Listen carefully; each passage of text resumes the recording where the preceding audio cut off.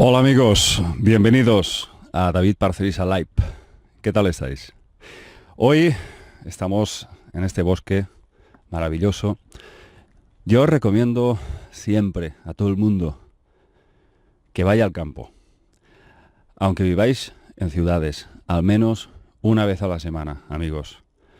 Desengancharos de las grandes urbes y desplazaros por poco que podáis. Invertid un poco de tiempo en estar un poco a solas con vosotros mismos y palpar de primera mano lo que es estar en la naturaleza, en contacto con la naturaleza. Es algo que nunca voy a dejar de insistir, ¿no? Y yo hoy me encuentro precisamente en un enclave, en un lugar en mi pueblo, donde hace 20 y pico de años que solía venir mucho aquí, en mis épocas de crisis, en mis épocas de bajones emocionales, de momentos de crisis, vamos a decir. Y siempre es un lugar que me he sentido como recolzado o he encontrado una calidez que a lo mejor no he encontrado en otros sitios, ¿no?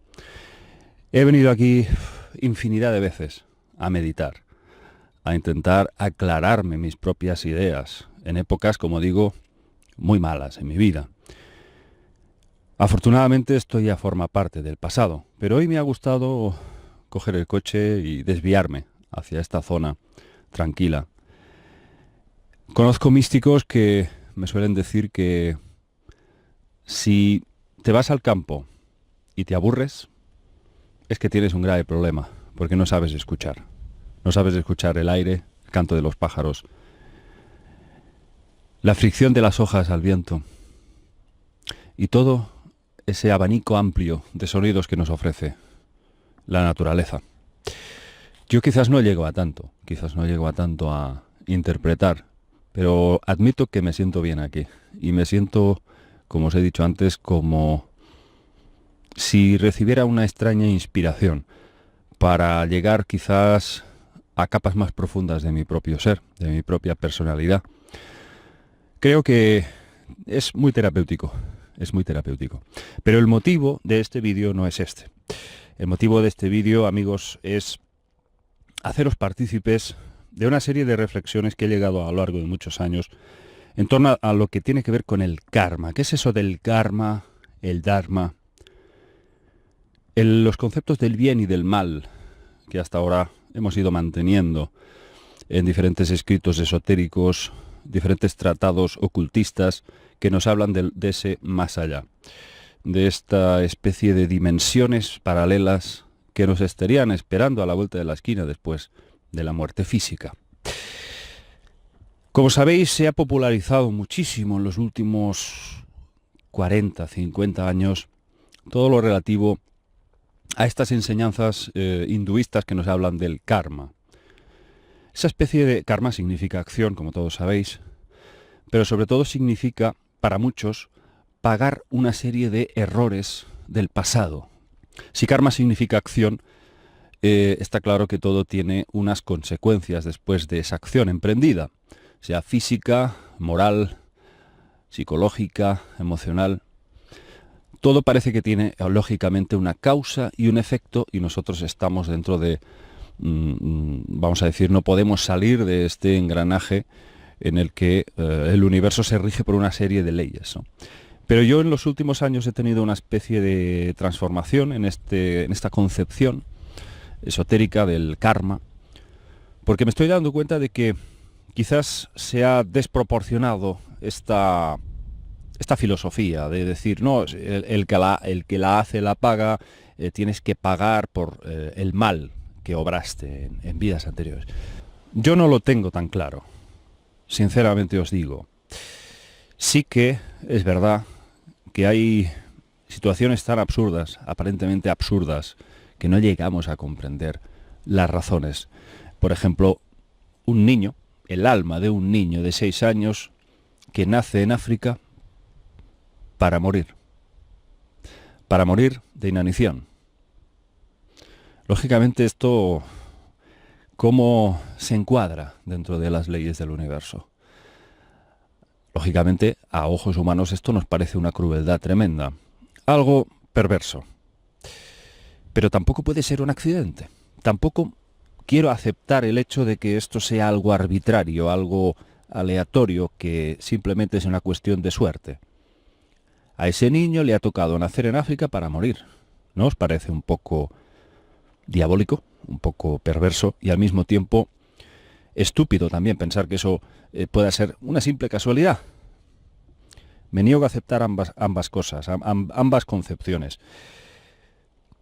Quizás me moveré a pensar, para explicar esta desgracia de este hipotético niño, que efectivamente hay millones, pero vamos a hablar de un niño de 6 años que nace para morir. ¿Por qué? Yo no creo que sea, o quiero negarme quizás a creer que pueda ser por algo que hizo en una vida anterior. ¿Por qué diablos lo tiene que pagar ahora? ¿No se supone que nacemos para volver a partir de cero, aprender de cero y a iniciar a una nueva existencia, con una nueva visión, con una nueva oportunidad de vivir? ¿Por qué demonios ese niño se tiene que morir? Entonces, claro, llegados a este punto hay varias cosas que se contradicen bastante en muchas de estas enseñanzas. Por otro lado, veo más lógico pensar que hay una manipulación, hay una interferencia entre esa energía que podríamos llamar la fuente, que los católicos llamarían Dios, y que los masones, por ejemplo, llamarían el arquitecto cósmico. Me da igual, se le puede dar la connotación que uno quiera. Yo, como no me encuentro ni entre el catolicismo, ni entre los masones, ni entre los hinduistas, ni ningún tipo de filosofía ni religión, porque siempre os he dicho que yo soy pensamiento libre, entonces yo lo llamo la fuente, vamos a decir la fuente original, la fuente primordial.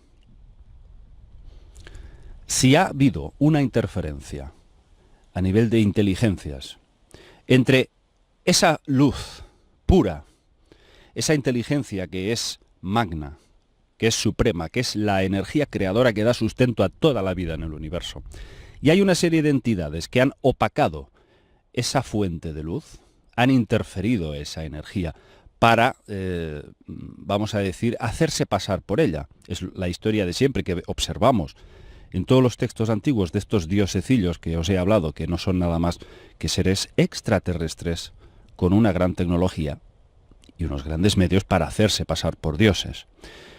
¿Quién no nos dice que, aparte de este plano físico de extraterrestres, pueden haber también otras entidades que han usurpado esta fuente original, se han interferido y nos han engañado?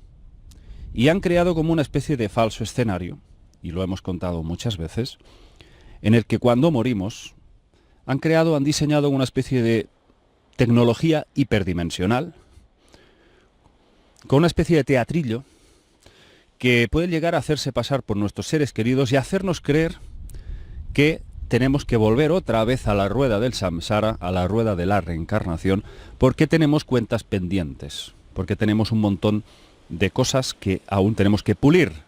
Claro, si ese niño africano, el alma de ese niño africano que va a nacer para morir, ¿quién nos dice que no pueda ser que haya sido manipulado por entidades que no son nada más que seres que obedecen a un programa para alimentarse de los avatares de las desgracias de nuestras vidas cotidianas? Y hemos hablado muchas veces de estos seres parasitarios, estos seres que se creen los reyes de la creación, pero en realidad no son nada más que una especie de parásitos que se absorben nuestras energías vitales a través de existencias miserables y desgraciadas. ¿Quién nos dice que no pueda ser que esa alma la hayan engañado, la hayan engatusado, la hayan hecho sentir culpable por algo que en una existencia pasada pudo suceder y le hayan dicho: tienes que nacer en este pueblecito perdido de la mano de Dios y ahí tendrás que morir de inanición? Si somos tan poderosos, las almas humanas, somos seres co-creadores, ¿por qué no puede ser que, engañados, sugestionados de antemano por entidades, hayan utilizado nuestro potencial en nuestra contra, para usarnos básicamente como una especie de baterías energéticas, etéricas, de las que nos irán absorbiendo a través de nuestros avatares y desgracias en estas vidas, que es como que firmamos antes de venir aquí, para que nos pase esto y lo otro. Porque sinceramente, un karma, de decir, bueno, como ese niño, pues mató de hambre a una persona, hace, yo qué sé, 200 vidas, ahora lo tiene que pagar. Ahora le toca pagar. A mí, sinceramente, esto me parece muy perverso.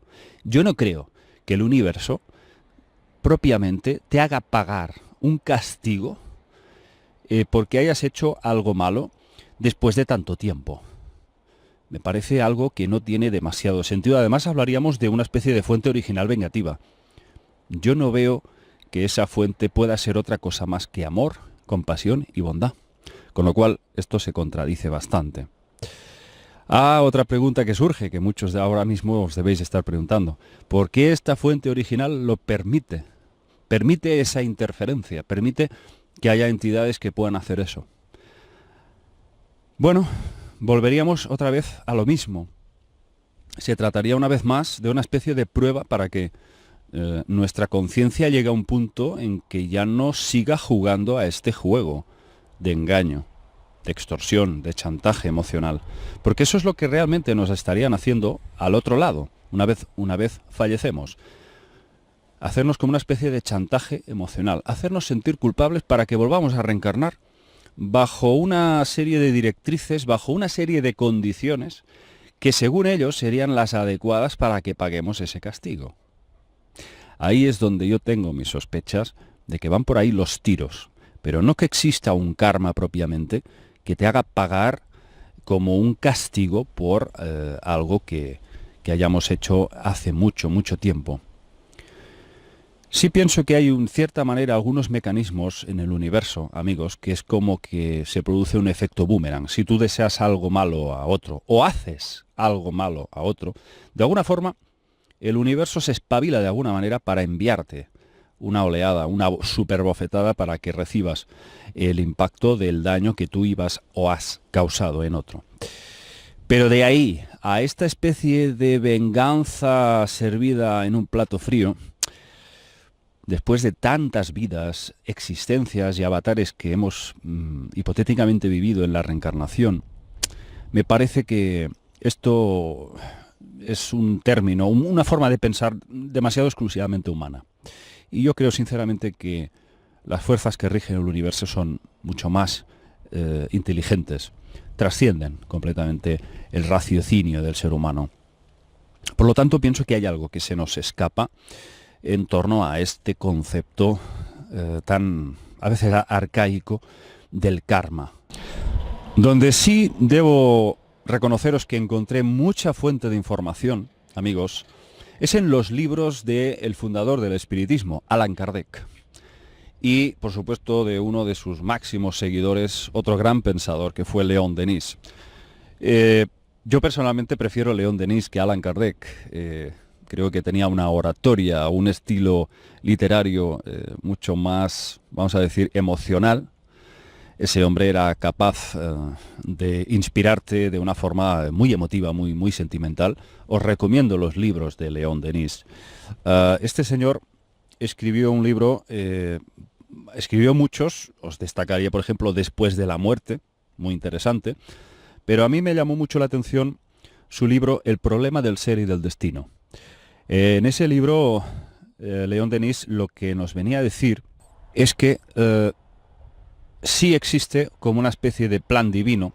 Por supuesto no contemplaban tampoco esa posibilidad de una manipulación a través de una tecnología hiperdimensional que nos manipularan, pero sí que encuentro coherentes muchas partes de lo que nos explica León Denis. Por ejemplo, nos dice que quienes más sufren después de la muerte son los egoístas.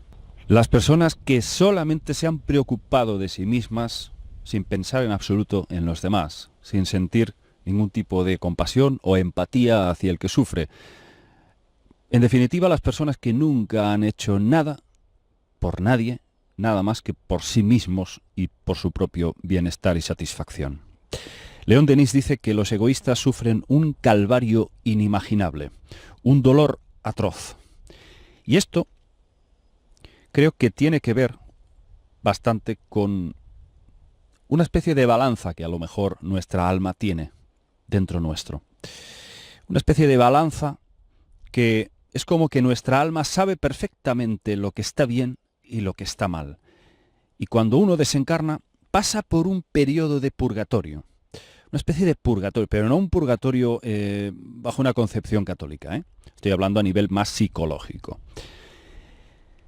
Y a todo esto me recuerda que hace muy poco hablé con una persona muy próxima a mí que hizo una toma de ayahuasca y de sapito, que ahora está muy de moda. Yo no lo he probado nunca, ya lo sabéis que soy totalmente reacio a este tipo de sustancias. Además me da mucho miedo y no me gusta meterme cosas raras en mi organismo, pero tengo muchos amigos que sí lo han hecho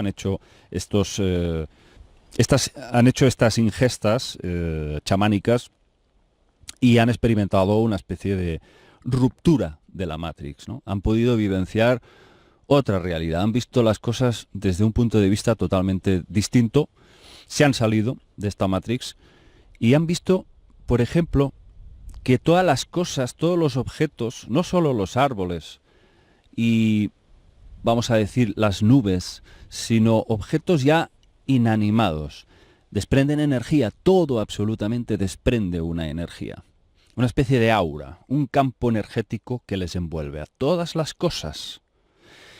Y una de estas personas, como digo, muy próxima a mí, me dijo que tuvo una experiencia positiva, pero durante unos minutos pudo sentir un dolor indescriptible.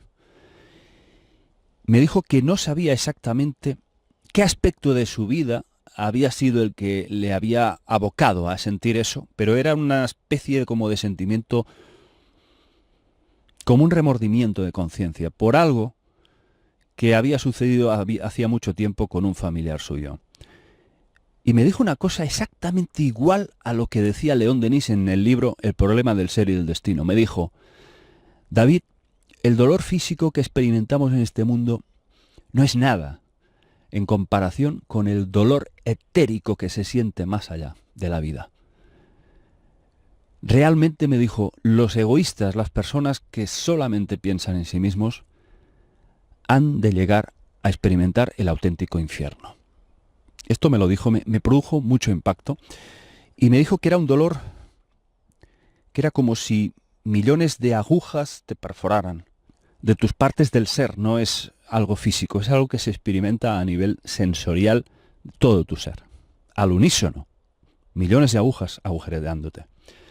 Entonces pensé, caramba, es increíble como ya en esos años, siglo XIX, León Denis, Allan Kardec, los fundadores del espiritismo, ya tenían esta información a través de estos mediums, a través de estas personas sensitivas que les daban esta información, a través de contactos con los espíritus. Sinceramente, amigos, me parece increíble que en el siglo XXI aún haya gente que experimente cosas que ya nos hablaban personas del siglo XIX y que además coincida en grado sumo con tantos detalles. Entonces, bueno, como resumen, pienso que sí, efectivamente, hay un sufrimiento, pero que esta especie de purgatorio que podemos llegar a experimentar en el más allá procede única y exclusivamente de nosotros, de nuestro sentido de culpa. Pero esto se puede sanar, amigos. Toda cicatriz se puede sanar. Toda cicatriz, por mucho tiempo que lleve emanando sangre, esa herida al final se puede cauterizar, se puede curar, se puede reparar. Depende exclusivamente de nosotros y sobre todo, es muy importante, siempre he insistido en esto, es importante arrepentirse del mal que uno haya podido obrar. Pero por favor, no nos castiguemos, no nos torturemos. Intentemos ver el lado bueno, porque todos tenemos un lado bueno.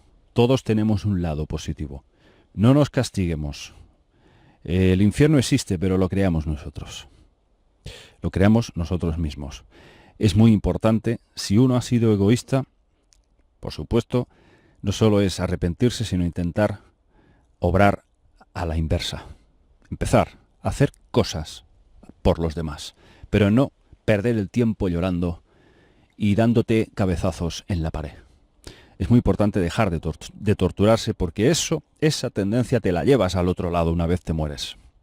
Por eso es importante que, en el caso de que volvamos otra vez a reencarnarnos, salgamos limpios de esta vida y tengamos la oportunidad de ver las cosas sin culpa y sin sentimientos de autolesionarnos, autodestruirnos. Es lo elemental, la autoestima. Tener la capacidad de ver la luz que hay en cada uno de nosotros y amarnos y abrazar esa fuerza que habita en nuestro corazón.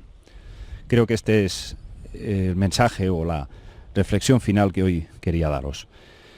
Existe dolor en el más allá, estoy seguro, pero en buena parte, casi diría 90%, es cosa exclusivamente nuestra.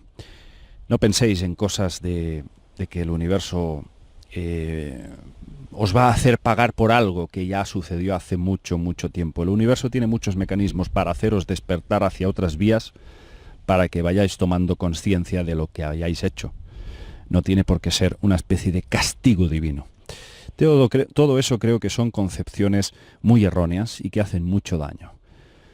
Hay muchas veces que, y yo el primero, hablamos sobre conceptos y cosas sin medir en profundidad las palabras exactas. Hay que intentar ser profundo en los términos y sobre todo cuestionar las cosas, no dar nada por hecho. Hay muchas cosas que damos por hechas y en definitiva sobre la vida, el destino, el universo y el más allá no sabemos nada hasta que experimentemos de una forma directa y vivencial qué es lo que verdaderamente nos espera en estos otros multiuniversos. Espero que os haya gustado. Simplemente son reflexiones de David Parcerisa y para nada suponen ningún tipo de dogma. Ya os digo que siempre lo que intento transmitir es pensamiento libre y reflexión y cuestionamiento. Os mando un abrazo, amigos, y os envío mucha luz. Nos vemos.